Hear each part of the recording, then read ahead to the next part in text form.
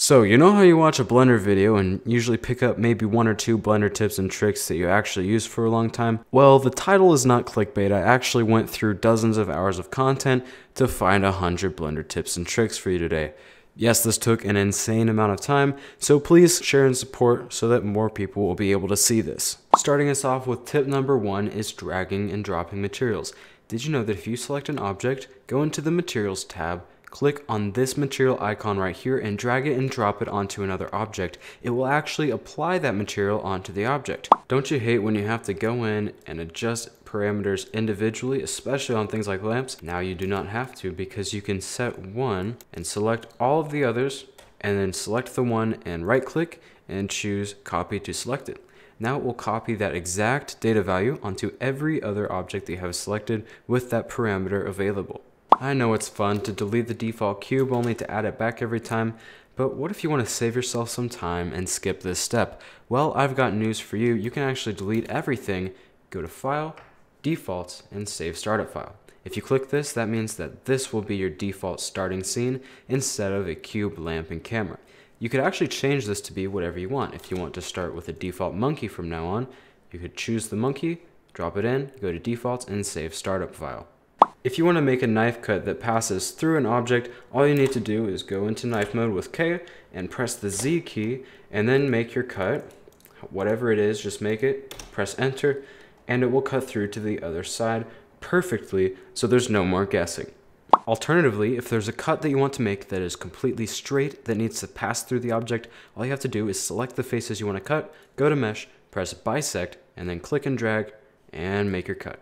As you can see, it's affected the entire object here, but I could just select the faces that I want to affect, such as these, go to Mesh, Bisect, and make the cut. And it won't hurt any of the other geometry, it'll just cut out what you aimed for.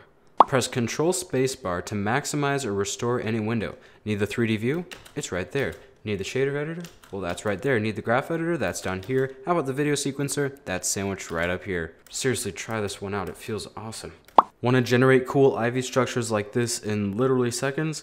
Here's what you're going to do. Go to Edit, Preferences, Add-ons, and search Ivy, then enable IvyGen add-on. X out or save preferences if you want to keep this on. X out, and then click to put the 3D cursor somewhere on your model, and then go into the N tab, go down to Create, and here you'll find a tab that says Ivy Generator. Open this up, and then select the object that you want to add Ivy to. In this case, it's a monkey. So I'll place some Ivy on the underside here. I'll place the 3D cursor on the bottom with the monkey selected. And then I'm going to mess with the settings a little bit. The one that you need to care about is max Ivy length. I'm going to set it to 2 instead of 1. And then I'm going to click Add New Ivy. And immediately it's going to be not colored. But if you create colored materials for the leaves and the stems, you can make them have color just like all the other ones and show it off to all your friends. Now, clearly this isn't very realistic, but it looks cool. If you want to make it more realistic, what I would suggest doing is creating an alpha mask texture of a leaf and then substituting that in the leaf material and then also using a texture for the stem material. Plenty of settings here, feel free to go crazy. Now this next tip is a pretty quick one, but I'm sure it'll save you some time. If you want to reset the value of any parameter such as a location, rotation, a node value, all you have to do is hover over that value and press the backspace key just like this. You can just scroll your mouse around and it'll reset everything to how it was. The same thing goes even for add-ons. If you've messed up all of the settings for your Ivy generator, for example, you can just hold backspace and scroll over everything and it'll set everything back to the way it was. And for tip number 9, alternatively, if you want to reset either the position or the rotation of an object, you can go ALT+G for the position and ALT+R for the rotation. And tip number 10, if you're a beginner, I'm about to save you some time. If you're an experienced user, I'm about to save you your life. So right click a face that you want to select and never again do shift right click like this. Instead, right click and then control right click where you want it to go, and Blender will find the shortest selection path to that area. It's super convenient. I only found this out just recently, which is embarrassing, but it's incredibly useful, and I'm surprised to see that a lot of people don't actually know about that. Blender has a few different kinds of spheres, but it turns out that the best kind isn't even a sphere at all, it's a cube.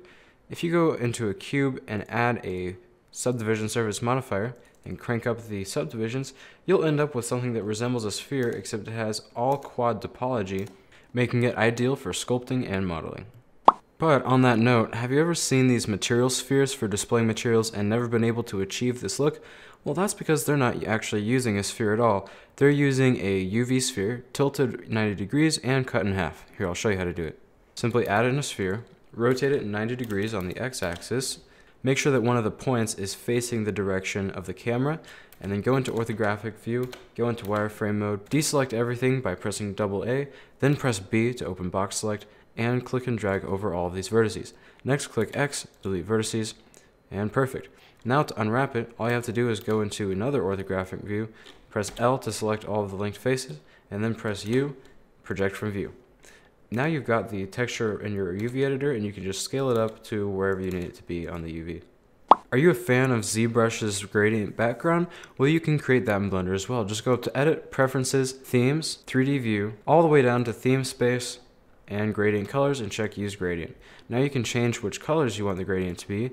For instance, I could make it red to gray, or I could make it green to gray, whatever you prefer. Tip number 14 is another modeling one. If you want to bevel an edge or a face, all you have to do is just press Ctrl B. But if you want to bevel a vertex, all you have to do is press Ctrl, Shift, and B. And you can use the same controls such as scrolling the mouse wheel to add additional vertices.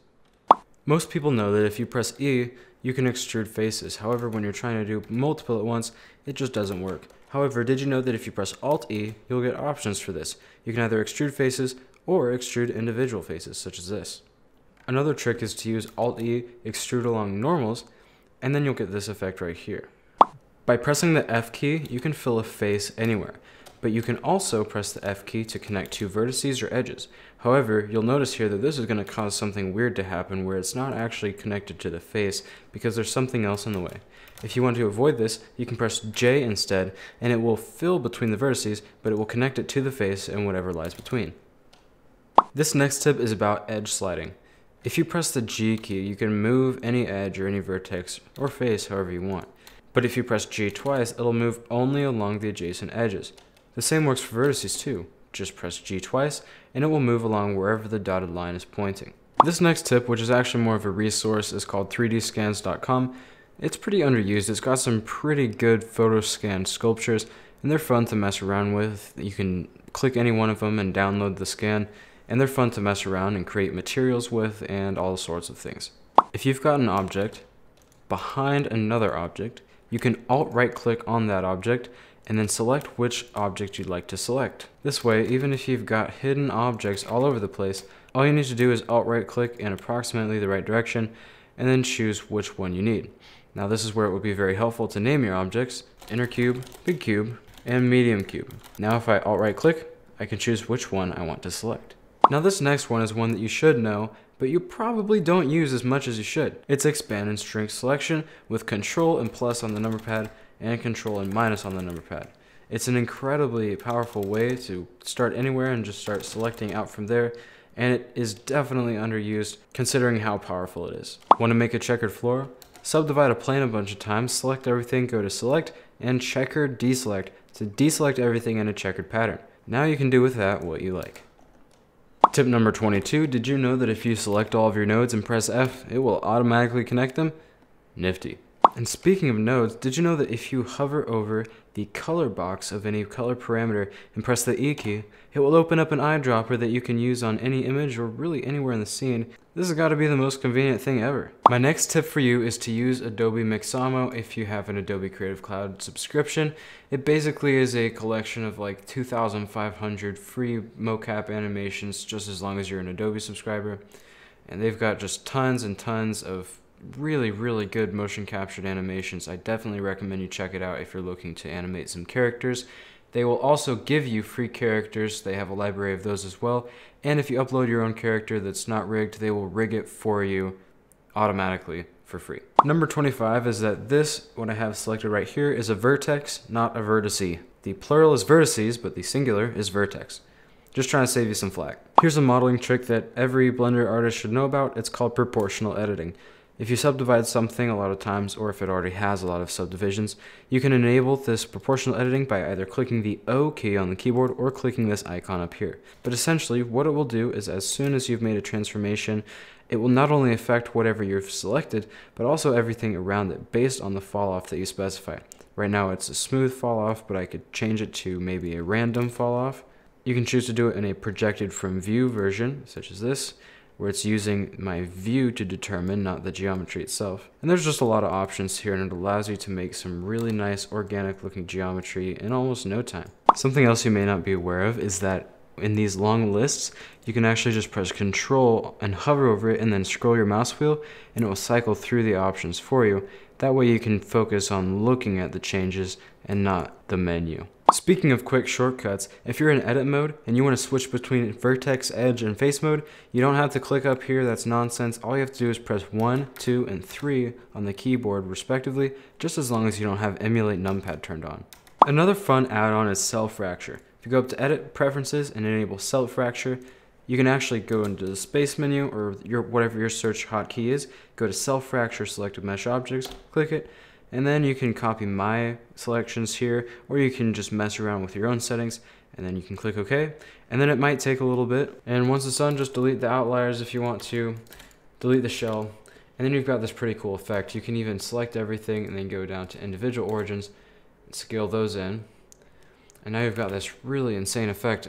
And now you can use proportional editing to your advantage, such as to maybe grab a little piece of it and shoot some of it offwards. You could even put a cool little light in the center here. Just trying to give you some ideas.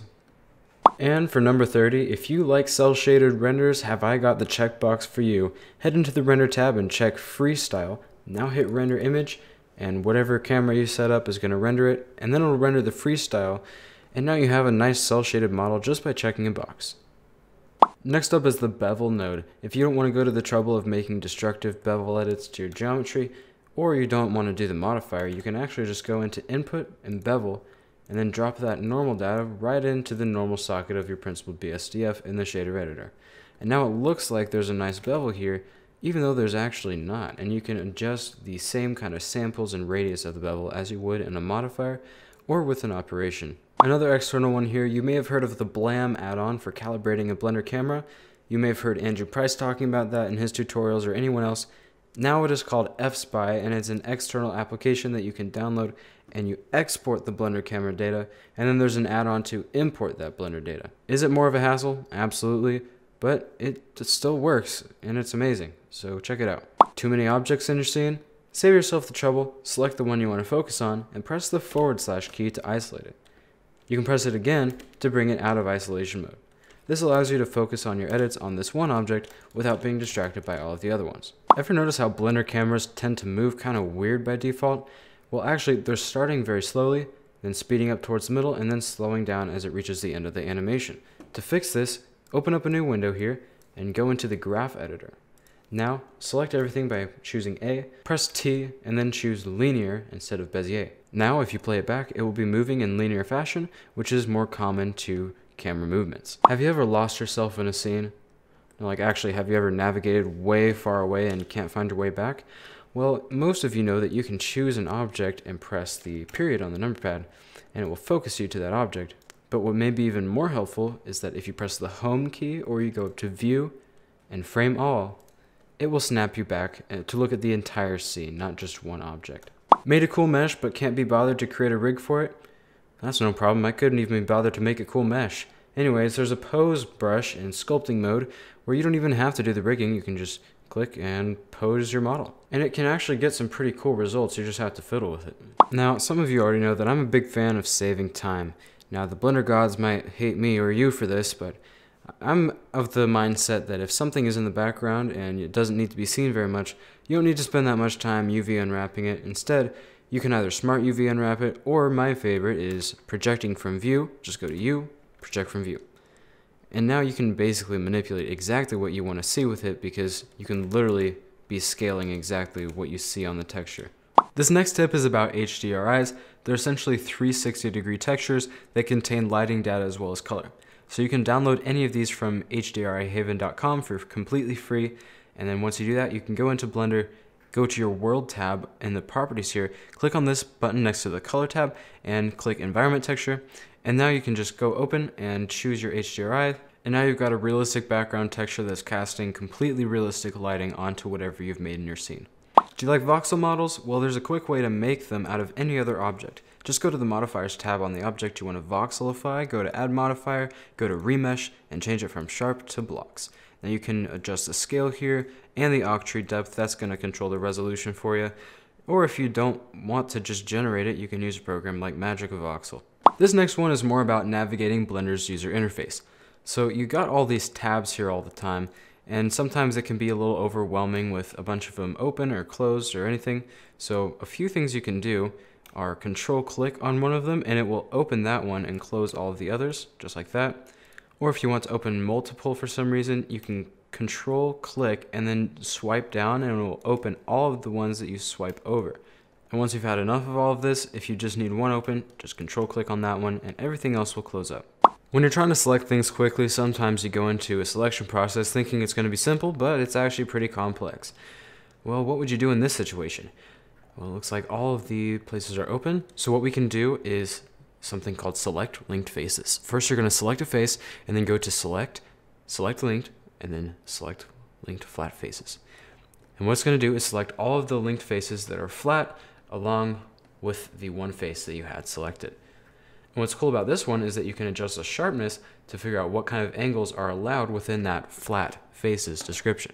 So if you had something like this, for example, I could select this face, go to Select, Select Linked, Linked Flat Faces, and then adjust the sharpness accordingly.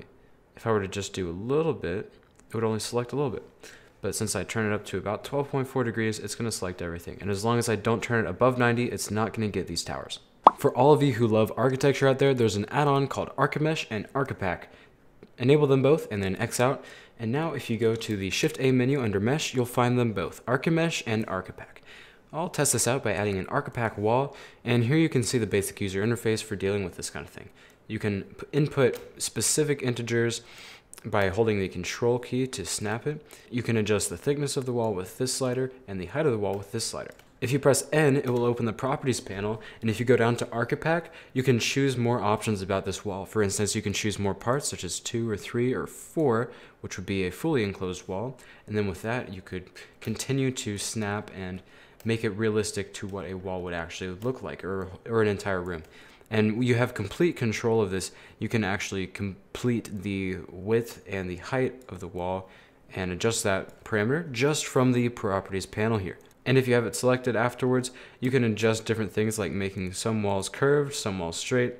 It's the ultimate architecture add-on, and it comes with much more, including stairs, doors, windows, and even decorations like books and lamps.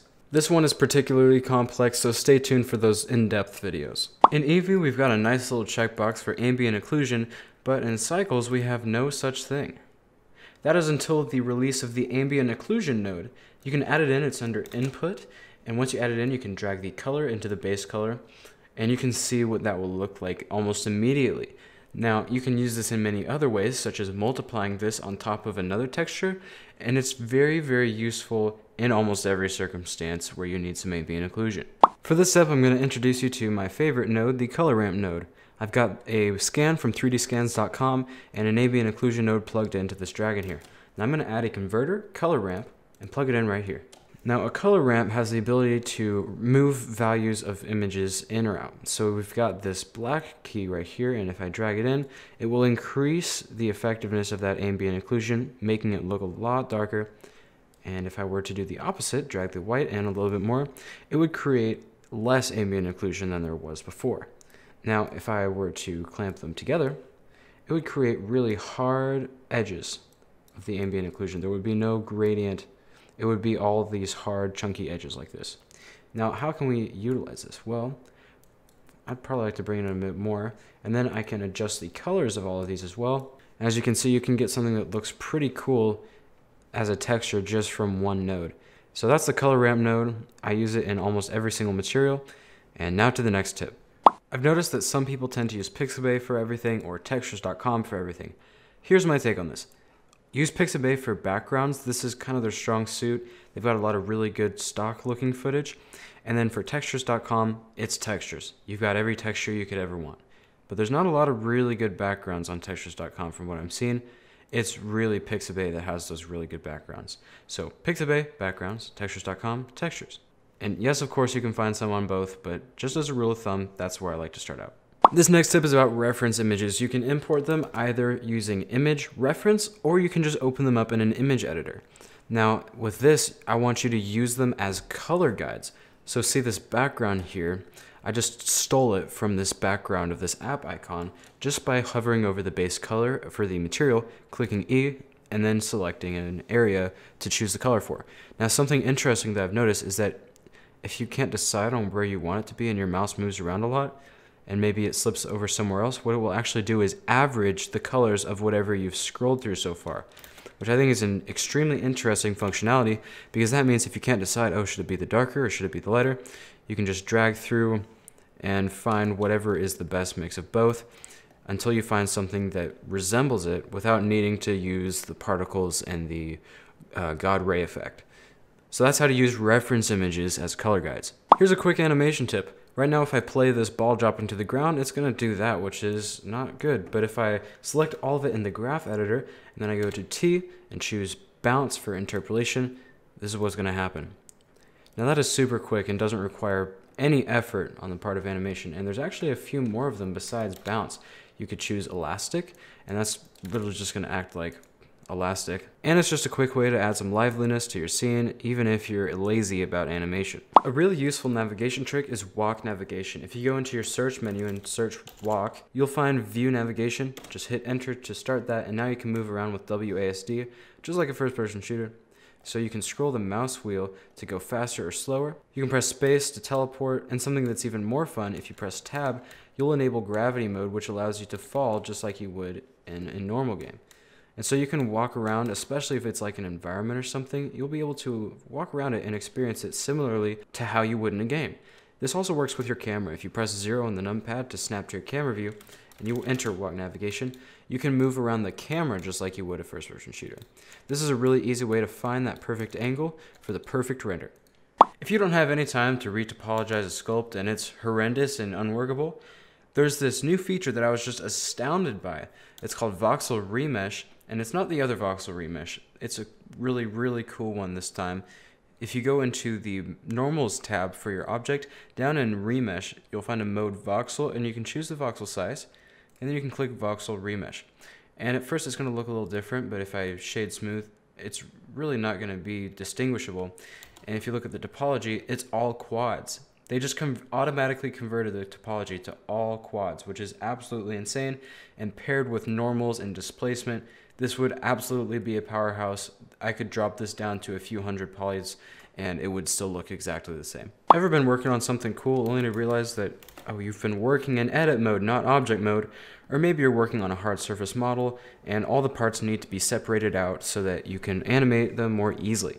Well, I've got good news for you, because you can select everything, press P, and separate by loose parts, and every single individual piece will be separated into its own object for you. Much easier than doing them all individually. Now this is something that I used to do a lot. I would go into the base color if I wanted to copy over a color and grab the hex code and then paste the hex code into the other hex code. But you don't need to do that. All you need to do is Control C over the base color or whichever color you're copying, and then Control V over wherever you want to place it, and that'll do the whole trick. You don't need to do the hex code copying.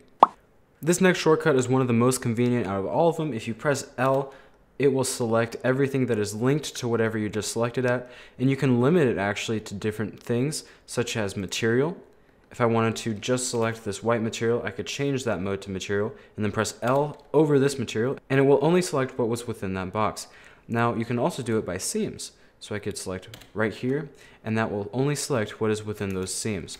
Now keep in mind that you have to start deselected, and boom, only selecting what's within the seams. You can of course use this to do some insanely quick selections for easy editing. And closely related, if I have something selected already, I can just hold Shift L to deselect it instead of having to check this box right here. So L to select, Shift L to deselect with the L key. Especially if you want to be a freelancer in the industry, you're going to need to sometimes render images that can be layered on top of other images without the background. And so to do this, all you need to do is go into the Render tab, scroll down to Film, and check the box that says Transparent. Now all of the background will disappear and it will be just an alpha channel. This is definitely one of those tips that you'll want to keep in the back of your mind for pretty much your whole Blender career. Now this is something that I would see people do on Facebook in their renders, but I didn't understand at first. Now here's what you're going to do to convert a texture into a normal map. Let's say you're using a noise texture on a plane like this. Here's what you're going to do. You're going to add in a vector, a bump, drag the factor for the noise texture into the height of the bump, and then drag the normal from the bump into the normal in the principled BSDF. Immediately it's going to be overblown, so just crank down the strength until you see something you like. And you can of course edit this to your heart's delight. That is how you translate a texture into normal data. So we all know by now that if you press 1, 3, 7, or 9, or any of those keys on the keypad, it'll snap us to some sort of orthographic view. But there's one that not a lot of us know about, and it's really fun because it can throw your whole navigation off track. So if you select any face at all, and you press Shift and then one of those numpad keys, it will snap to those same things except relative to wherever that face is facing. And as you can see, if you try to snap out of it, it'll be really weird. All you have to do to fix that is just press one of those number pad keys again, and it'll get you oriented correctly. But let's say you wanted to work on something overhead from this face's perspective. All you have to do is press Shift 7, and now you can go work on it as if you were looking at it from the top. Now this next tip, people have been harping on it a lot recently, and I think that's a good thing. Stop using Shift-D unless you know that these are going to be different. Use Alt-D instead, and now they're going to be instances. You can create as many of them as you want, and then whenever you edit one, well, guess what? It's going to affect all of them. So especially if these were like little trees or something, you're going to want them to be instances so that you don't have to do all the same work over and over again for the same object. Or maybe not worse, but more annoyingly, have to go and delete each of them and then reduplicate them back to their original spot. It's just impractical. Here's another quick user interface tip. If you click and drag, you can select multiple parameters to edit at once. Say I need to scale this by 3, boom, there it is. Or maybe if I've moved it somewhere off into the distance, and I just need to go, all right, 0, enter. Now, of course, for zeros, again, you can just do the backspace trick where you just hold backspace over it, but that works just as well.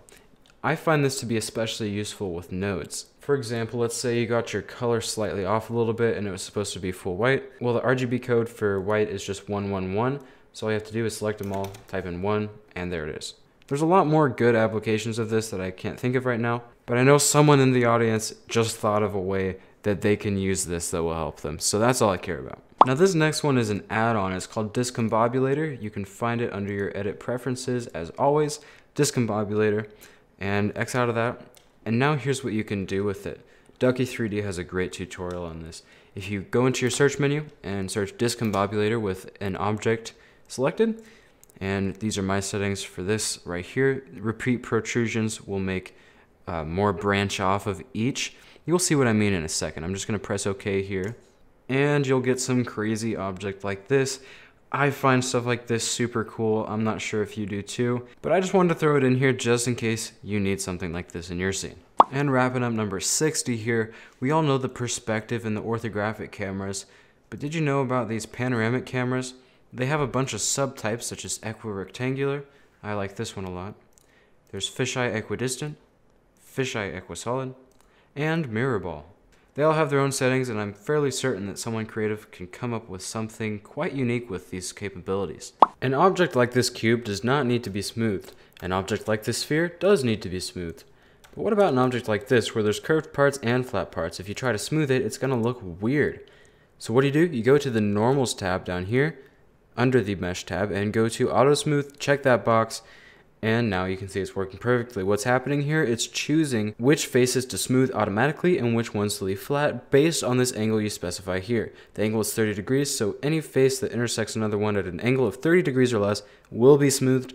Any angle greater than that will not. So these are 90-degree angles, so they're flat. Ever tried to sculpt something like this and it just seems off somehow? Well, that's because you need to use radial symmetry. It's down here in the Symmetry tab when you're sculpting, and you can choose just what you want. I'm going to use Z since this is facing upwards, and I'll choose 5, and that should get pretty much the exact results that I was looking for with the previous sculpt.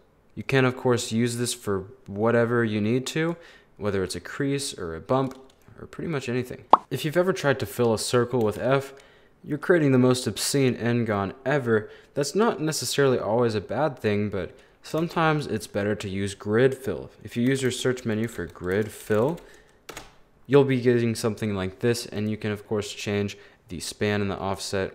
I've always found it to be a lifesaver, keeping everything quads. There's all these kinds of settings to make it perfect for your project. Do with it what you will. Welcome back to some more user interface tips. If you've got these kinds of tabs on the side with like a properties panel, you can scroll on them instead of clicking on the individual tabs, and that'll save you some time.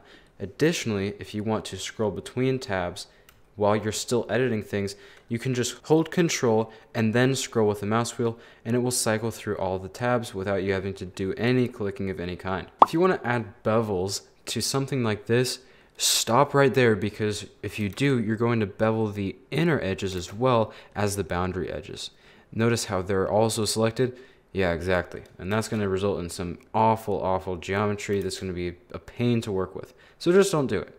Instead, head to Select, go down to Select Loops, and select Boundary Loop. And it will select the edge loops that are the boundaries of whatever you had selected, leaving you perfectly fine to do exactly that. Would you look at that? It's another add-on. It's the Scatter Objects add-on. If you go into Preferences and enable Scatter Objects, you can make an object, select another object, head into this wrench and screwdriver panel, and you'll be able to edit the settings. And then once you're ready, select the object to scatter and the object for it to be scattered on. Click your search menu and click Scatter Objects. Now you can just click and draw onto your object, and then when you're ready, press Enter, and it will have scattered that object for you, randomizing the rotation, anything you want. There's so many settings in here that can create for basically any amount of possibilities. Now this should be a quick one. It should hardly take any time at all. If you use Eevee at all with screen space reflections, do yourself a favor and uncheck half res trace. Just look at the difference in these reflections right here. You can see that the edges are very pixelated, but once I uncheck half res trace, it all just sharpens up really nicely. Now that's one quick fix you can make that will make your reflections look more realistic, even though it will cost you a small bit of performance. We're back to the basics here with tip number 68. Yes, for those of you who are wondering, this is a part of the Game of Thrones intro, but this tip has nothing to do with Game of Thrones and everything to do with normals. Now, what are normals? Well, it's the way that a face is facing. The way to see this is by going under here and checking face orientation. Where things are red, that means that the faces are inside out, and where it's blue, that means that they're facing the right way. So if I were to try to 3D print or put this in a game engine, we'd run into some issues right here. So how can we fix this? Well, you go and select everything that you need to be facing the right way, and then what I'm going to have you do is press Alt-N, recalculate outside. And now it's going to make sure that everything is facing outside. That's what it is, of course, supposed to do. But just in case it messes up, here's a manual way to do it. You can go and select things with L that are linked together, and you can go Alt-N and flip. And that will flip it whether it's facing inside out or outside in. So just go ahead and make sure whenever you're making a project that your normals are facing the right way, because otherwise you may run into problems, and it's not really considered clean if you don't do this. Have you ever had edges that you just don't need? Well, I've got bad news and good news. If you try to delete the edges, you're going to get some weird stuff going on. But there is a function for you. It's called dissolve edges. If you select your edge loops and then press X and dissolve edges, they will dissolve them into the face as well as it can, so as to keep the low poly geometry and not cause any other problems. In a lot of cases, that is what you should be doing if you've created edges that you do not need. Alright, what I'm about to show you is an add-on that is pretty much indispensable, and everyone will tell you to use it from now on if you're just starting Blender. It's called Node Wrangler. So go into your edit preferences, add-ons, Node Wrangler. Just pretty much enable this by default if you get the chance. Here's what it will allow you to do. Any node that you want to see by itself, you can press Ctrl-Shift-Click on that node, and it'll attach it to a viewer node and throw that into the surface output of the material. And then once it's all updated, it'll show you only what that node is affecting. So for instance, this right here is a height map, and it's showing me exactly what that looks like. Now, what if I only wanted to see what the base color looks like when everything is put together? And there it is. Very, very interesting. So you can just gain insight into what you need to change and how you can better your materials with this add-on. So please get Node Wrangler. Pretty much every other tutorial you'll ever see will tell you to get it. This next tip is just kind of a funny way to make some funny visual effects.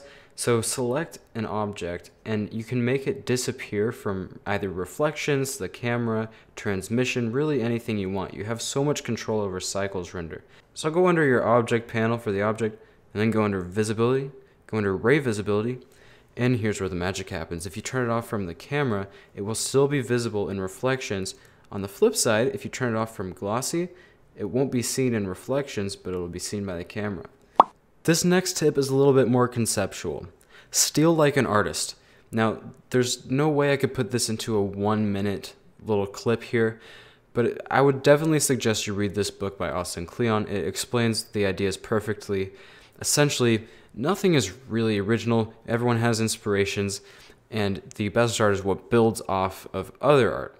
And so don't rip off or plagiarize, but what you should be doing is building off of others and crediting them. And the book puts it really well and has a lot of other tips that have helped me as an artist and many others who also recommend this book. So in the spirit of that, there's a website called Blend Swap where people upload their Blender models to share. As you can see, you've got a dice here, you've got some books here, and people just put these up here for other Blender users to use. And some of them require attribution, some of them do not. And it's just a really good place to go to save yourself some time. I've already said I really like to save time. It's a big hobby of mine. The best way to put it is just be efficient with your time and with your inspirations. So definitely check out this book and definitely check out this website. Blender allows you to import SVGs, which can be vector graphics from any kind of Adobe program or any kind of vector program at all, really. And it's very useful, I think, for especially text, any kind of typography, any kind of signage, any kind of design. Anything that you would usually make in Illustrator versus Blender, this is what you would need to use. And by default, it's going to be curves, but you can change that. You can actually select everything, press your search button, and type in convert, and go down to convert to, and then do mesh from curve, and now everything will be a mesh. And you can do with that what you will. Perhaps you want to extrude it all and make it into a Boolean object. That would be cool. Welcome back to Fun UI Tricks.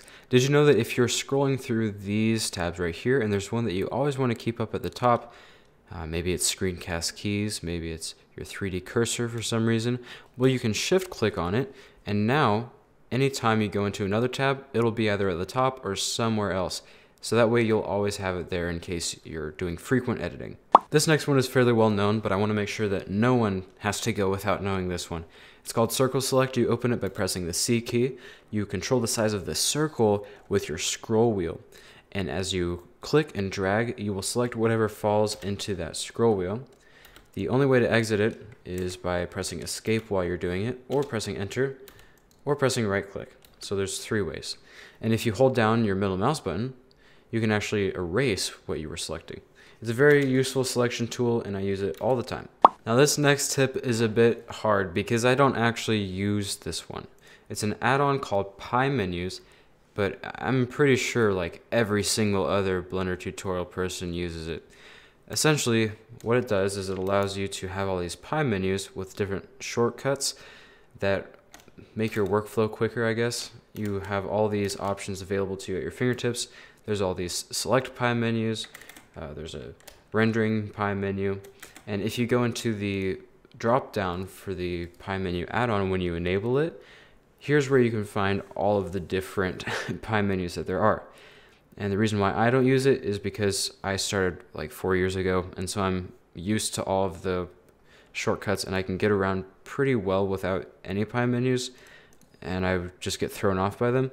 But I do want you guys to be able to be exposed to this because it's a very well-made tool and it's very well used. A lot of people swear by pie menus. I personally don't use them, but I would suggest you at least give it a whirl and see how it works for you and if it makes you faster, and if so, that's great. I've hinted at this earlier. If you press the 0 key on the number pad, it will snap you to your view of the camera. You can even turn on walk navigation and walk around. But what if you're just orbiting around and you think, hey, this is a really good camera angle. How do I set this? Here's what you can do. Control-Alt-0 on the number pad will set the camera where you are looking at in the viewport. And then of course, after the fact, you can walk navigation, you can right click and drag on the camera to move it around like this. You can press G twice and do the same thing. You can press G, Z, and Z, and that'll zoom in and out. You can't scroll, that doesn't do the same thing. G, Z, and Z. The reason for that is because it's moving on a different axis, because G, Z would be up and down. G, Z, Z is the opposite of that axis. So those are just some camera movement, camera placement strategies for you to use. Let's move on to the next tip. If you've done UV editing, doesn't it annoy you when you try to select something, but everything disappears in the UV editor? Like, what if you were working on that? Here's your solution. Click this little button right here, and it will keep the UV map up and let you see what you're working on. So if you're editing something in edit mode, like you need to make a change, okay, now you can see exactly on the UV map where that's going to affect. Here's a quick modeling tip that I swear by. Sometimes I need like a cool little divot, and so what I like to do is press CTRL+R to create a loop cut, confirm it, CTRL+B to bevel the loop cut. This is huge, and then press E, S, and then, you know, whatever your axis is. And it's a super, super fast way to do something just like that. And tip number 80, which most of you probably know this, but if you don't, I feel bad for you, so I'm going to tell you right now. If you press Control-I with something selected, it will select the inverse of whatever you had selected just then. Kicking us off with the final 20 is an add-on that I love so much. It's called HardOps, and it usually comes in a bundle with another one called Box Cutter. This one does not come default with Blender. You'll have to buy it off of Gumroad. I believe they're $20 each, but let me just show you what they do real fast. So one of the features I use the most is just beveling corners really easily. If you press Q, you'll get this pop up, and one of them is bevel. And here you get the option to just instantly create super, super clean bevels on things, except it's not going to destroy your geometry. That'll all still be there, so you can continue to go and make whatever edits you need, and those nice bevels will still be there. Now, a little clarification, these add-ons are mostly for hard surface modeling, so if you want to make robots or something, this is definitely something you should look into. Otherwise, you could still look into it. I've found it to still be helpful either way. And the real power is when it comes with Box Cutter, because you get this nice little tab down here, and watch this. I swear, you're going to have a freak out when you see this. Look what this can do. Did you just see that? How quick that was? That is the Box Cutter workflow. And if you double click, you can cut all the way through. There's so many different modes here. There's a slice mode. That's what that does. If you want to learn more about it, just look up some time lapses or tutorials, and you'll see people creating things like this in just an hour or so. I don't know very much of the functionality of it because I haven't had time to deep dive into it. But this is the kind of thing that's possible very, very quickly with HardOps. So if that's something that resonates with you, I would definitely suggest that you check it out. This next tip is about rendering. You've probably noticed that there's noise in your renders, even in the final renders. Now, what you can do about this is check this box that says denoising. Don't even worry about the settings. The default settings usually work just fine. And what it's going to do is after the render pass, it's going to go through and do a denoising pass and just get rid of all the little speckles in your scene. And it's super helpful. All right, let me know if you've ever even heard of this one. It's kind of wacky. It's called Bend, and you use it by selecting things and then pressing Shift-W. And it has this strange bendy effect. I'm not sure what I think about it. If you know very much about this bend tool, please let me know in the comments. I'm interested to hear about your experiences with it. Now here's another tip that is an add-on that I haven't used because I've never needed to, but I'm keeping it in my back pocket in case I ever do. It's called Blender Sync. You have to get the Blender Cloud add-on. I believe it's by blender.org, so it can be trusted. And essentially, you can save your user preferences and your startup files on the cloud so that if you need to go somewhere else, you find yourself in a different place, you can be dropping in your own startup files and user settings at any time. So if you're a serious Blender user that's on the go a lot, Blender Sync is probably for you. All right, this is getting to some meta stuff right here. I get this question a lot. How do you animate in edit mode? Is it even possible? The answer is yes, and I figured it out a long time ago, about a year ago when doing some client stuff. It turns out if you want to animate in edit mode, here's what you gotta do. You select whatever you need to be animating, press Ctrl H, and hook to new object. All right, now look what happens if I move this object around. That's right, it's moving the geometry within this object. So that means I can animate this object right here. This is funny. And then, location there. And now, we've got that. And let's layer some of our previous tips. I go back into the graph editor, select it all. Now I'm gonna go into T and do elastic. Boing. It happens to be 12:24 a.m. where I am, in case you can't tell. I apologize if this is unprofessional. So to answer your questions, yes, it's possible to animate in edit mode. You can do pretty much anything in edit mode and animation in Blender. So go wild, make the weirdest thing. This is what Blender's for. This right here is the epitome of what Blender is for. Alright, this next tip is about the follow path constraint. If you add a path or a curve, such as a circle like this one, and then you place a light near it, and then you put a object constraint, it's under this little gear icon, and choose follow path, and then you select the Bezier curve here. With this offset value here, you can choose where on the curve it's going to be, and that way you can animate something like a light following a path, but it doesn't have to be a light, it could be really any other object. I'm a big fan of the skin modifier. Watch this, if I add in even a cube, or really any shape, and merge it at center, I'll have a vertex, and then I can just start control clicking and creating a shape with that. Now there's two things you can do here. You can create modern art, or you can create a low poly tree. I've done both of those a lot. So how about we stick with a low poly tree for this one? That sounds good to me. So once you get a shape that you really like, here's all you have to do. Go into modifiers, add the skin modifier, here's what it does. And now here's how you can control it. You can go into wireframe mode, select any vertex you want, press Ctrl A, and it's as if you're scaling the skin around the tree.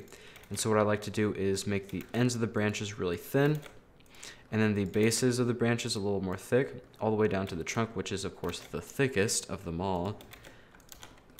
And then look at that, low poly tree. This next tip is an add-on that makes booleans easier. It's called Bool Tool. Go search it up in preferences. You can click shortcuts under the drop down to see what everything's about. Here's what we got going on here. I can add a cube. I can go ahead and add another cube. Select them both, Ctrl+Shift+B, brush boolean difference, and now we've got a really easy to see, easy to work with boolean object that's just kind of automatically done for us. And that's just super convenient. You can still go ahead and edit anything about this other one. For instance, I could go and bevel this vertex for some reason and make that a weird shape. And it is super convenient. I can say that I have tried this out before, and it has made my workflow a bit more convenient. It can get a little overwhelming to have a whole bunch of add-ons to work with all at first, and you probably won't remember how to use them all. So just remember that that's okay. Now this next one is a pretty critical modeling technique that I'm sure that you should know. So it's snapping, it's called snapping. And if you hold Control, you'll snap based on increment. But if you go up here, you can change that.